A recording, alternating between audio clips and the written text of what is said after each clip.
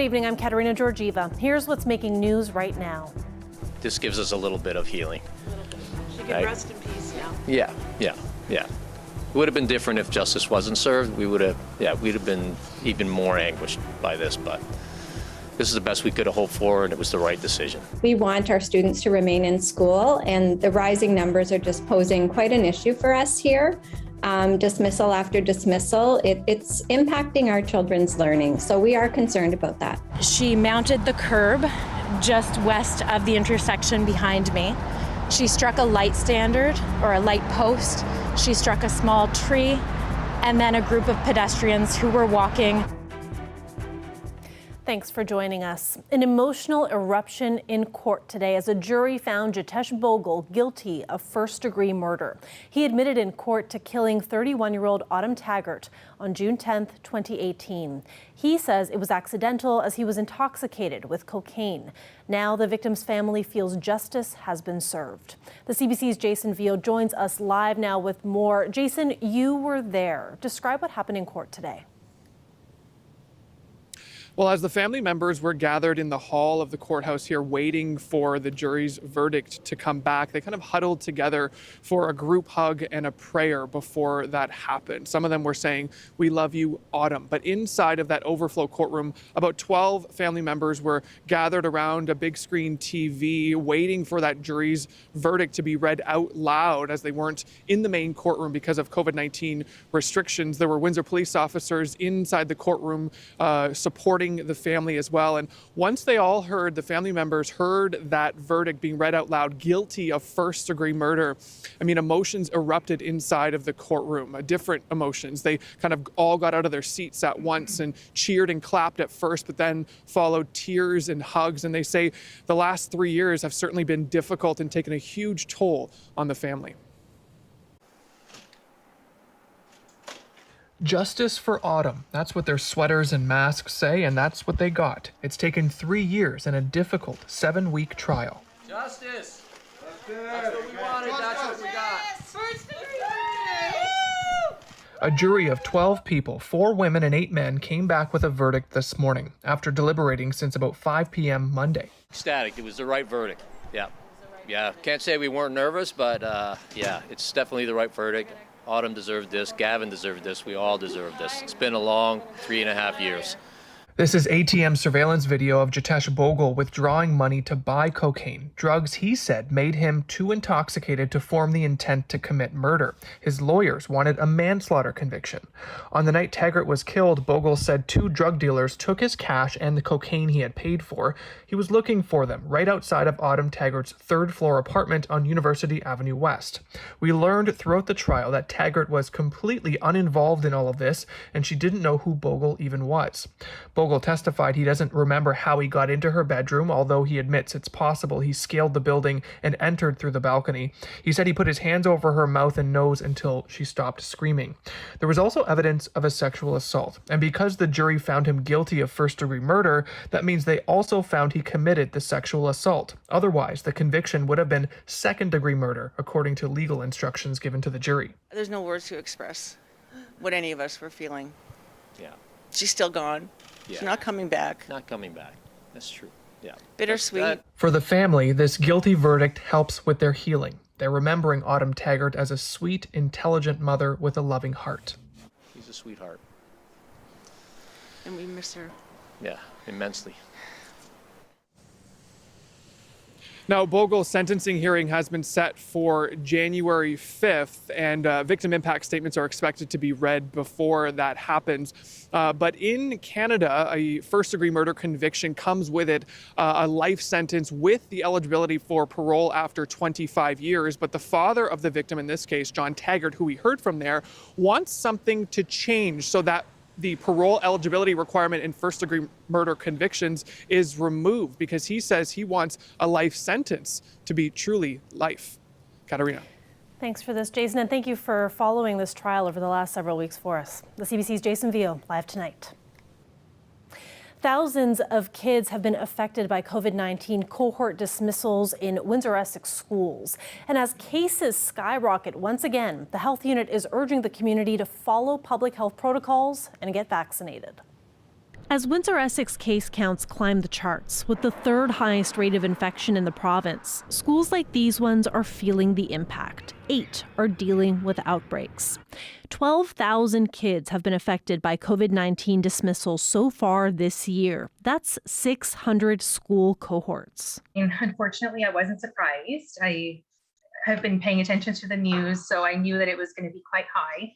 While McGuire's kids have not been among those dismissed, it's a fear that hangs over the family. It's extremely stressful, right? The past year and a half have been unprecedented. And as a parent who already was stressed out just with having 4 kids and working full time and keeping a house running, this is just an added layer of stress on that. Here's what's happening in the community. 89 new cases today. 571 active cases. 23 people are in hospital, and there are 28 active outbreaks. But my biggest concern is we're seeing clusters in the community of people having social and recreational events. And I understand that, but I also think that those create a high-risk situation. Not only are people gathering, but they're not following directives. If you've been directed by public health to isolate, you need to isolate, and that includes all activities. We are concerned that we are seeing and hearing maybe not as strict adherence to some of those public health recommendations. The English Catholic School Board says that's been an ongoing issue. We are finding that families are still having their students participate in extracurricular activities, perhaps hockey, social gatherings. We need our community to do their part too, because a lot of the transmission that is happening in our community, not in our school. In the meantime, the messaging from officials continues to be get vaccinated. We're strongly encouraging families to do research on the vaccination for the new 5 to 11-year-olds because we just want to make sure they have the proper information while they're making their decision and base their decision on evidence. For parents like McGuire, there's some comfort in having done that with her kids. There was a nice sigh of relief, Friday night, putting them all to bed. And it was like, okay, one more step for everybody kind of being protected a bit more. And yet, the new variant and growing case counts are a concern. The health unit warns that should the situation worsen, more COVID-19 measures could be forthcoming. The World Health Organization has wrapped up a 3-day summit in Geneva. The member nations have agreed to develop a global system to detect and respond to pandemics. There are still differences of opinion about what a new accord could or should contain. But you have proven to each other and the world that differences can be overcome. The decision to work toward more global pandemic cooperation comes as more than 20 countries are reporting cases of the new Omicron coronavirus variant. The work is just beginning, and the WHO hopes to have a full agreement in place by May of 2024. It will not be a legally binding treaty, however. The WHO says COVID-19 has infected more than 260 million people worldwide. The disease is blamed for nearly 5.5 million deaths. And we go now to London, where an 8-year-old girl has died and 10 others were injured in a car crash last night. The 11 included children and adults and were all female and pedestrians. It's an active investigation as authorities piece together what happened. But police have been careful to say there is no indication the crash was intentional. CBC's Ellen Morrow has the latest from the scene. People have begun to lay flowers and a teddy bear at the site of this horrific crash where an 8-year-old girl lost her life last night. The couple who laid these flowers down holding back tears as they stood here and reflected on what happened. Now, this started at that intersection there behind me. Police saying a car came through that intersection, hitting one vehicle, perhaps two. They're still trying to determine that before coming through this bend here and eventually ramming walking into this group of pedestrians. We have confirmed the group were members of Girl Guides Canada. People in this community are shaken by this, obviously. We spoke to a man this morning who said he saw the group of girls walking before the crash happened, talked about how they were in their snowsuits, looked like they were, excited and going to play, and then this tragedy occurred. Here's a bit more of what police had to say about what happened this morning. A 76-year-old woman was driving her vehicle westbound on Riverside Drive, approaching Wonderland Road, when she struck a vehicle that was waiting at the red light, and then she continued through the intersection where she mounted the curb just west of the intersection behind me. She struck a light standard or a light post. She struck a small tree, and then a group of pedestrians who were walking. And along the stretch of road, there is still debris from the crash here last night. Now, you heard in that clip there, police say the driver was a 76-year-old woman. They're not saying much about what might have led to this horrific chain of events. It's still under an active investigation, but they're saying there's no evidence thus far that this was any kind of intentional act. And people here in London, last night when this happened, their minds went back to in the summer when a vehicle drove into that family. Police were very quick last night to come out and say that this was not an intentional act, to calm those nerves, but still so much heartbreak in this community at the loss of this 8-year-old girl. Ellen Morrow, CBC News, London, Ontario. Michigan officials say a fourth teen has died after a shooting at Oxford High School yesterday. I want to express my deepest condolences to the families, friends, and loved ones of the victims. Hannah St. Juliana, Madison Baldwin, Tate Meyer, and Justin Schilling. There are important facts still to be gathered. The process will take time. The investigators and my office will pore through all of those facts. They will make sure that we have left no stone unturned to get to the answers to all of your questions, our questions about how and why this happened. A vigil was held this morning for members of the community to honor those who were killed and wounded. The 15-year-old suspect is being charged as an adult, 1 count of terrorism causing death, 4 counts of first-degree murder, and 7 counts of assault with intent to murder.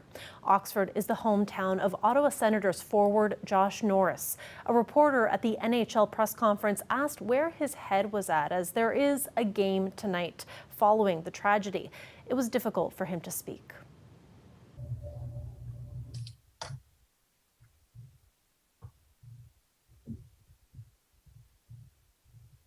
We'll end it there. Thanks very much, Josh. Appreciate your time. Brett, just 1 second. I think Josh does want to speak further on this. Okay. Sorry, guys. It's, yeah, like I said, it's hard. Just what some of those kids went through, and the parents of those kids, and it's really difficult. So I think, all I can do is, send my thoughts and my love. A much-needed upgrade to the wastewater plant in Lakeshore is underway. The plant reached capacity last year, which put a damper on development in the fastest-growing community in our region. As Jacob Barker reports, a shovel in the ground means developments put on hold can also get underway. 3, 2, 1. Some symbolic shoveling at the site where the expansion to the Dennis St. Pierre water pollution control plant will be. The facility here has been at capacity since last year, causing Lakeshore to put a pause on new developments, but now new applications can go through. We had fears that it could be 2-3 years before we would get this built, and we're pleased it's moving along so fast. The plant reached capacity in 2020. The municipality says that was earlier than expected. There had been higher than anticipated population growth and changes to residential water use patterns during the pandemic. The wastewater expansion will add 70% to the existing capacity and will cost $55 million. It'll allow us years of development ahead. This development already underway was almost held up because of the capacity issues, but was allowed to move forward because its application had already been approved according to the developer. But he says another condo project he's working on will have to wait for the upgrades at the sewage facility before he can hook it up to the system. Well, we'll have to be very careful because you put all that money out and all of a sudden the economy changed and, you know, some developers are going to be in big trouble. They don't know which way to go. You know, there's no 100% answer, yes or no right now. The municipality took on some debt to cover the cost of the expansion, a cost it says will not rest on the back of taxpayers, but rather the developers. I mean, what are we going to do? It's a cost of business, and the prices are just going to keep escalating like what they are. That's the unfortunate thing here. When is it going to stop? I mean, in this area, is the prices just going to keep going up? I don't think we can sustain this. The expansion is scheduled to be completed in the summer of 2023, quicker than the municipality expected. But for John King, his next project is happening in Kingsville, where he doesn't have to wait. Jacob Barker, CBC News, Lakeshore. Mayor Drew Dilkens held another news conference this afternoon to promote proposals in the 2022 budget. Today, he outlined proposals for $16.3 million in spending on the transit system. The public transit projects planned for 2022 include 24 new buses scheduled for delivery in mid to late 2022, $3.9 million to continue implementing the 12-year life cycle of Transit Windsor's fleet, including the annual acquisition of replacement buses as needed, $500,000 for fleet refurbishment, repair costs, and additional enhancements that extend the useful life of buses, $760,000 for the ongoing implementation of the More Than Transit Master Plan, which includes funding for projects such as Transit on Demand, a very innovative project. The 2022 budget also calls for making Route 518X permanent. It was launched as a pilot project on September 7th with St. Clair College picking up half the cost. It runs between Tecumseh Mall, Devonshire Mall, and St. Clair College. And now if it happens, permanent taxpayers would foot the bill for the entire annual cost of about $550,000. The route has been a success with 1,500 to 1,800 riders taking the route weekly. The executive director of Transit Windsor says a few transit employees who had yet to be vaccinated have done so and have returned to work, but says they are still continuing the reduced schedule, which has resulted in what he calls a slight dip in ridership. Let's take a live look outside. There we got a chance of showers, possibly some drizzle tonight. And then tomorrow, back to double digits. We've got a high of 11 degrees tomorrow. Colette Kennedy will be here right after the break. She'll have your forecast.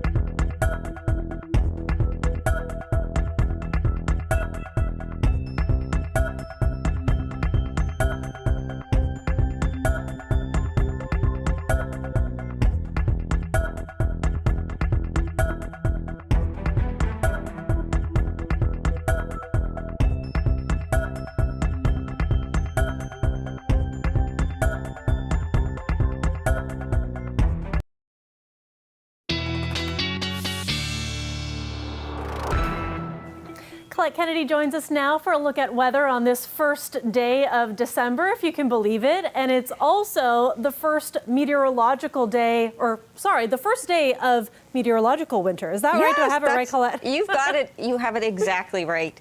And, and I always feel bad when anyone, including myself, has to say the word meteorology or meteorological. I am one, but it's still difficult. I always have trouble with it. This is the first day, and just the difference is that, if we wait till the 21st when winter begins, that's more based on the astronomical calendar or the solstice and the equinox, so the winter equinox, in terms of it'll be the shortest day of the year. For meteorologists, we tend to want these exact 3-month parcels. So we start at the beginning of the month, and it'll be December, January, February, and spring gets to start early on March 1st. But you could celebrate that with me. That's just fine.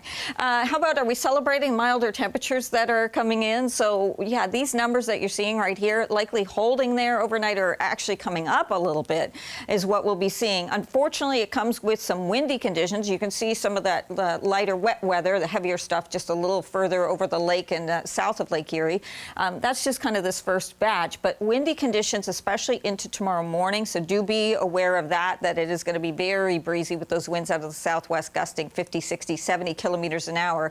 Now through the overnight, another little light batch passes through. The main batch of rain really pulls north. So it looks like it's going to tag us and be coming into Windsor. And then, I think we will see some rain out of this one, but just know a lot of it is going to go more towards Sarnia and pushing across eastward towards London, a little less for Leamington and back towards Windsor. Behind this, it's a mild day tomorrow, but then the cold front has to go through, the warm and then the cold, one follows the other, and that's when those winds will change direction and much colder air is going to filter in here. And with that colder air, we even have another system it'll move quickly, but a little dusting of snow into Friday. So those temperatures I mentioned coming up or near steady, near 5 degrees, and then there'll be that little sweet spot. Once the system's gone through, the cold air hasn't quite all made it in, the winds will back up at least a little bit, and the temperatures will still be mild before they start to fall off. So try and find that sweet spot in the early afternoon, because after that, there's some of that colder air. And watching a pretty significant storm that may be coming in end of the weekend, and we'll have more on that coming up tomorrow. Katerina. Thanks so much for this, Colette. You're welcome. Now, when we come back, we have the latest on today's report from Ontario's Auditor General. Now, one of the key findings that millions of dollars went to businesses to receive COVID relief funding, even though they were not eligible for it. So we've got that story right after the break.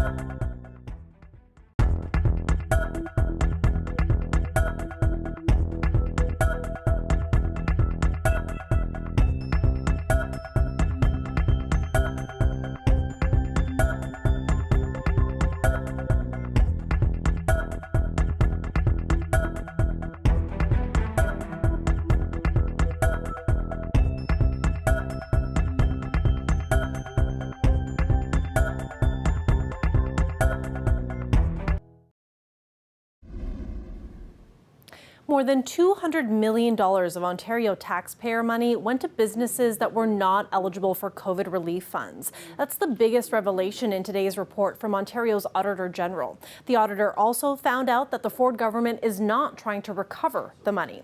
Our Queen's Park reporter Mike Crawley has the details.